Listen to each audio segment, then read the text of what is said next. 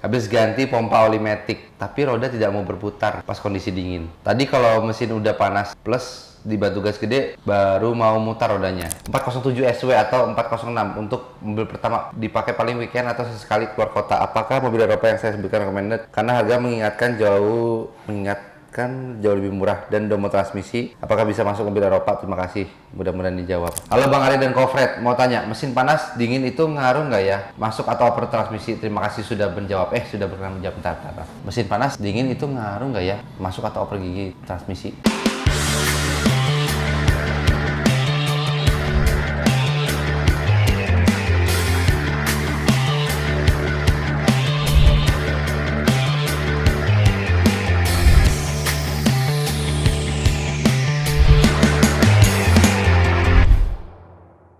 Oke guys, kembali lagi di channel YouTube Domo Transmisi, di Obsesi obrolan seputar transmisi, episode 106.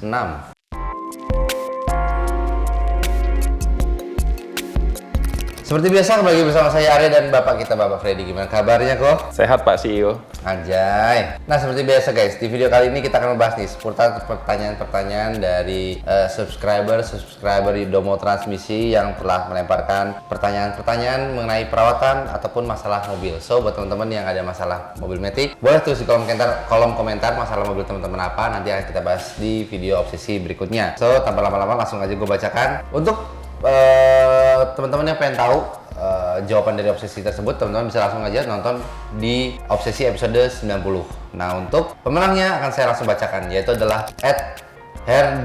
Herdis Yudhistira Kristiandi 2327. Hashtag obsesi. Kofredi dan Mang Arya izin bertanya, dari berbagai macam oli matic aftermarket untuk yang ATF, benarkah kekentalan atau viscosity mereka berbeda-beda, dan seberapa kental dalam satuan CSTK yang aman untuk mobil terutama di Indonesia, dan apa pengaruhnya jika oli lebih kental atau lebih encer? Maaf jadi 3 pertanyaan nih, soalnya penasaran. So buat Mas Hendri ini boleh langsung hubungin admin untuk verifikasi akunnya ya. Oke, tanpa berlama-lama lagi guys, kita langsung masuk aja ke pertanyaan obsesi yang pertama. Kofredi, are you ready? Oke. Dari @armufas hashtag obsesi. Kok maaf izin bertanya, Livina saya 2014. Kenapa ya kalau masuk gigi 1 ketika macet itu suka ada jedak-jeduk beberapa detik? Kenapa ya? Terima kasih.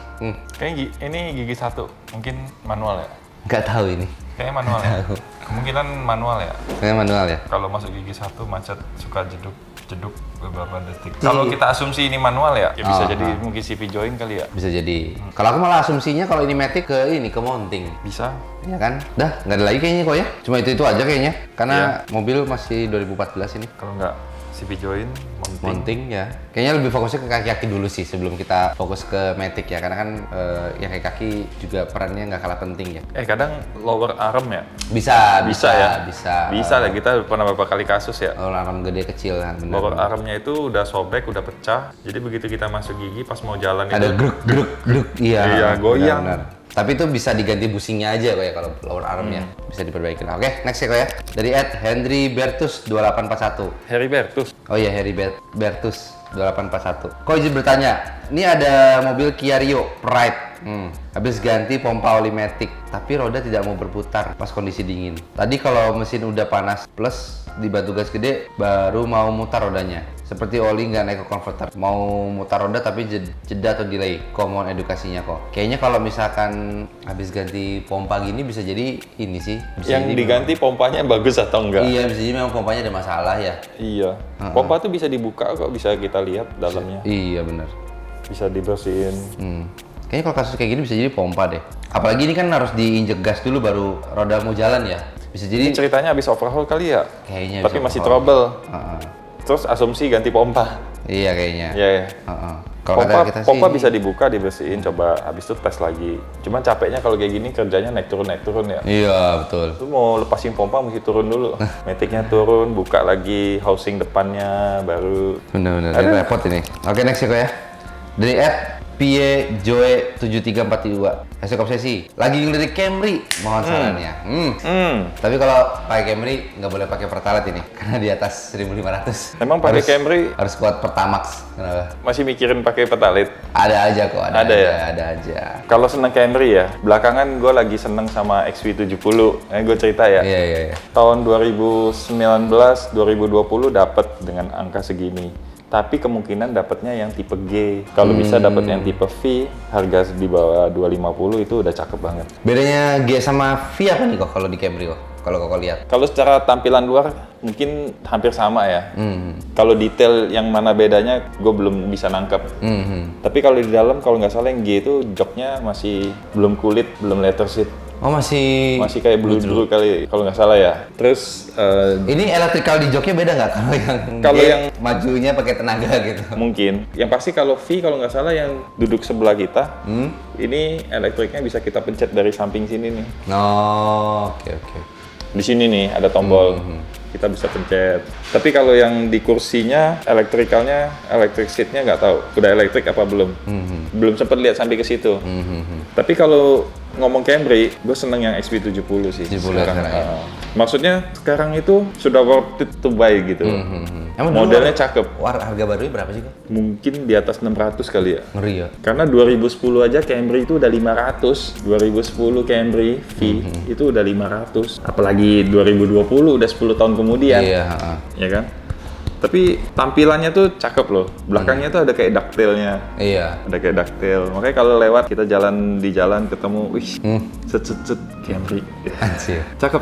XV70 sih kalau mau ya. Kalau XV50 dapat tapi masih sisa uang. Cuma kalau bisa ngambil yang tipe V sih dibanding G. Mending yang tinggi sekalian dah kalau udah ngambil mobil bekas. Soalnya second ya, bukan baru ya. Iya, mending ngambil yang tipe tingginya. Nggak tahu itu kalau opini pribadi ya. Kalau gue udah beli mobil second, mending ngambil tipe tingginya. Oke, next ya. Hashtag obsesi dari @sofiantoian 6588. Hashtag obsesi. Salam Domo Transmisi. Sukses selalu Ko Arya dan Ko Freddy. Ingin bertanya kok rencana mau pinang mobil Peugeot 407 SW atau 406 untuk mobil pertama dipakai paling weekend atau sesekali keluar kota. Apakah mobil Eropa yang saya sebutkan recommended? Karena harga mengingatkan jauh lebih murah dan Domo Transmisi. Apakah bisa masuk mobil Eropa? Terima kasih.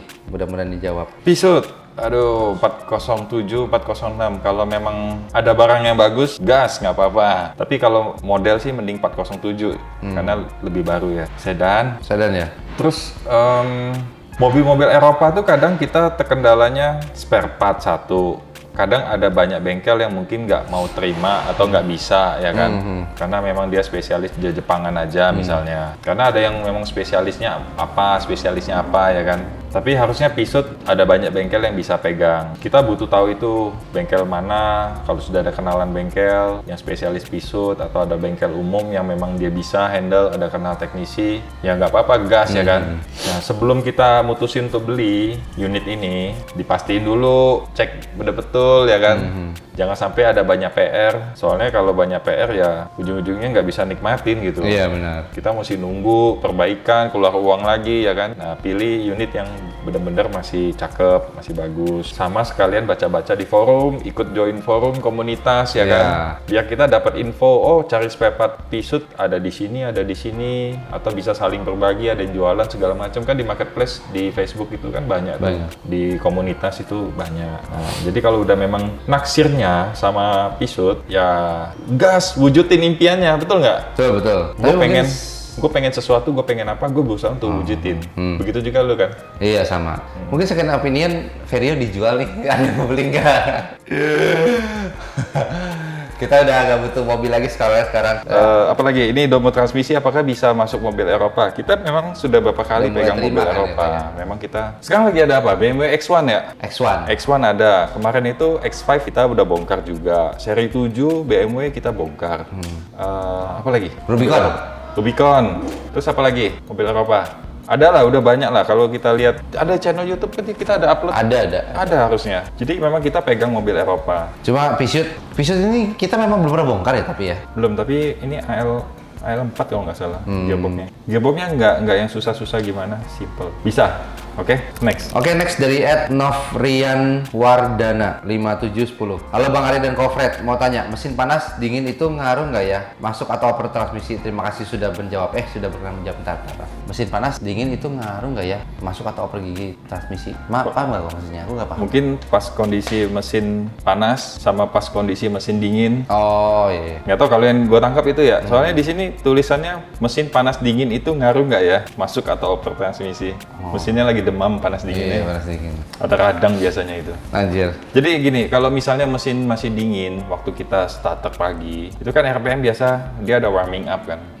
Tinggi Untuk dikit. panasin ya warmingnya. Itu kan RPM tinggi. Usahain kita tuh turun dulu lah. Masa sih kita nggak ada waktu sekitar 2 menit buat sampai dia idle seburu-buru itu kan, Iya. ya kan? Baiknya gitu. Cuma kalau memang kalau udah panas sih nggak apa-apa. Yang kita hindarin itu sebenarnya pada saat RPM masih tinggi, masih dingin mesin. Itu kadang sirkulasi cairan semua itu belum naik, belum muter ya kan. Dulu pernah lihat ada entah di Instagram atau di TikTok apa di mana ya. Ada mesin tapi atasnya cuma ditutup pakai kayak mika. Oke. Begitu dia nyala, oli itu butuh sekian detik loh baru nyiprat ke atas.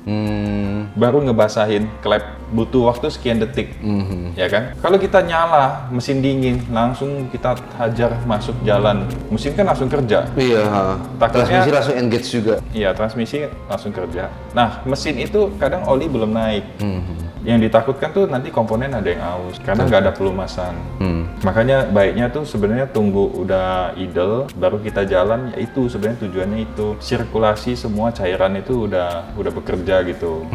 Karena mesin itu ada batas kayak suhu ideal dia untuk kerja itu dia baru optimal. Idealnya begitu. Oke kok, terakhir kok. Ayo. Dari Roni Upluk, kasih obsesi, Kofred dan Bang Arya. Saya mau tanya, saya pengguna Jazz G8 2009 Matic. Kalau mobil sudah berhenti dan mau matikan mesin, kadang saya lupa transmisi masih di N, belum di posisi P. Pertanyaannya, apakah aman dan ada efek ke transmisi nantinya? Selama ini transmisi nggak masalah. Terima kasih berjawab. Sukses selalu. Nggak ada masalah guys, kayak gitu guys. Sebenarnya nggak ada masalah. Iya, nggak ada masalah kayak gitu. Cuma Aman. jangan lupa yang jadi masalah tuh kalau misalnya sudah taruh di N terus lupa rem tangan. Iya, itu baru bahaya. Glinding. Blending, nabrak yang lain nanti. Iya, kalau rumah depannya ada parit gede nyemplung ke parit Iya, gede iya. kan kalau pagarnya kebuka. Yang ditakutkan itu. Kalau P kan dia ada safety-nya, Iya, masih ada ada tahanan, ada pinnya. penguncinya. Kalau di N kadang kelupaan. Sebenarnya pengaruh di transmisi nggak ada. Nggak ada. Yang penting sudah berhenti total, makanya kadang bagusan di N kita rem tangan, pas rem kaki injek lagi baru pindah ke P. Jadi roda tuh sudah lepas rem kaki itu sudah di N rem tangan, lepas rem kaki itu supaya roda tuh kalau misalnya lantai miring tuh udah abisin dulu lah muternya itu gitu loh. Baru kita injek lagi untuk ke P. Iya. Pas kita pagi nyalain mau kita pakai mobil mau keluar lagi, itu waktu kita injek rem pindah P ke R itu smooth dia, karena Nggak cuk gitu nggak ya. ada beban tahanan Di pinnya itu iya, karena waktu kita udah masuk P, lepas rem, mobil masih ada mundur sedikit misalnya. Nanti waktu rilisnya itu P mau ke R pas kita mau pakai itu nanti dia agak keras. Pengaruhnya di situ. Iya, Oke? tapi secara transmisi nggak ada lah, nggak ada efek samping. Enggak lah, nggak ada isu lah. Oke guys, paling gitu aja untuk video obsesi episode 106 ini ya kok ya. Jadi buat teman-teman yang ada pertanyaan seputar transmisi atau perawatan mobil, boleh tulis aja kalau mau komentar. Nanti akan kita bahas di video berikutnya. Dan teman-teman ingat Vario gue jual ya. Jadi boleh langsung kontak-kontak yang mau nyari Vario. Oke, paling segitu aja guys untuk video YouTube kali ini. Kita ketemu lagi di video YouTube berikutnya. Domo Transmisi, Dr. Matic. Thank you.